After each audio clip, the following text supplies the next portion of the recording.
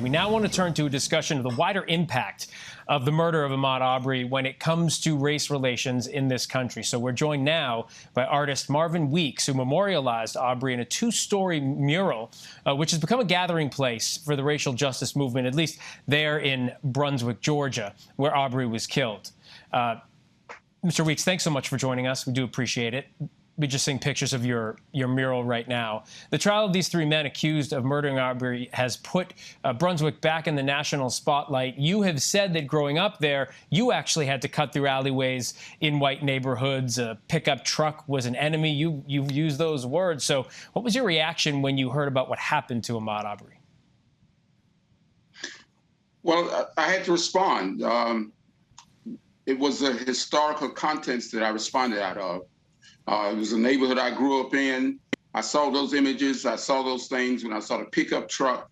And I had to make some kind of presence. And I used my art as that process. Understood. Take us through your process when you decided this is how you were going to do it. When did you decide, and how did you decide what you were going to do? Well, you know, I left Brunswick about 1980, and I came to Miami. And shortly arriving here, a few months, the riots broke out in Miami by a gentleman named Arthur McDuffie. And Arthur McDuffie is from Brunswick, Georgia. This year, we celebrated the 40th anniversary of the death of Arthur McDuffie, who was also killed by police officers and broke his skull because he was riding a motorcycle. And he was approached by officers, and the officers that was acquitted caused the riots of the 1980s in Miami. And I thought the comparison was so important. And I've been researching and working on this in art in Miami. And I had to come back home to another younger Black man who was went through these same circumstances, killed 40 years later. So this is the historical context for me. And until you understand the historical contents, you never really fully understand the story. So art had to be that source to tell the story. And the importance and the impact of it, if you think about it. Demonstrators have gathered there chanting things like justice for Ahmaud. So this mural is not only a memorial, but actually a gathering place that you've created.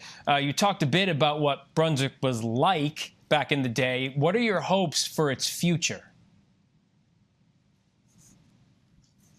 Well, we have to discuss the whole issue from the time that I was a child.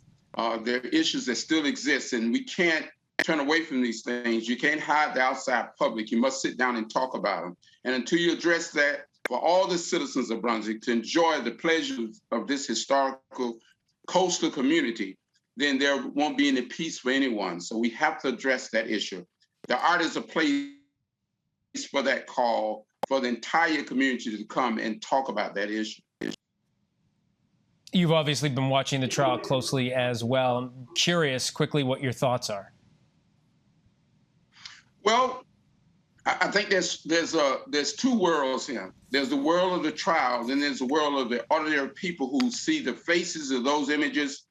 When I see them turn Ahmaud Arbery's body over, I look at his eyes, and those are the eyes I had as a child, and many other young men in this community when we walked through alleys and saw pickup trucks. And so I saw those images speaking to me. When I see the bloody hands, those are the images that's speaking, and we must tell the story. And until those things going to resonate to the citizens in this community, and until we deal with that, we'll forever have an issue. Well, your mural is resonating, and I understand you're planning another art installation on the corner near the Arbery Memorial. What can you tell us about what that's going to be like?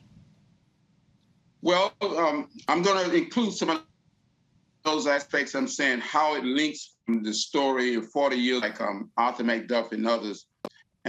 Young man that came from Brunswick. And until we understand those stories still connect. And the story, another 40 years to deal with this. All right, Marvin Weeks, thank you so much. We do appreciate your time and the mural, your art. Hi, everyone. George Stephanopoulos here. Thanks for checking out the ABC News YouTube channel. If you'd like to get more videos, show highlights, and watch live event coverage, click on the right over here to subscribe to our channel. And don't forget to download the ABC News app for breaking news alerts. Thanks for watching.